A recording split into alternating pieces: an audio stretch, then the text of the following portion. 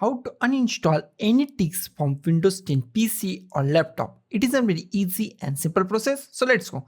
First of all, just go to start and just type control panel and click on the control panel. In control panel, just find programs and features. Just find programs and features. Just click on programs and features. Okay. In programs and features, we find our all programs. Just find at this point AnyDesk. Just find AnyDesk. Just select the AnyDesk. Then we find at the top uninstall or changes. Just click on uninstall or changes. Okay. And just click on yes. Now just click at here, remove configuration file, check this mark and just click on uninstall. It's take few minutes, so be patient. Just click on OK.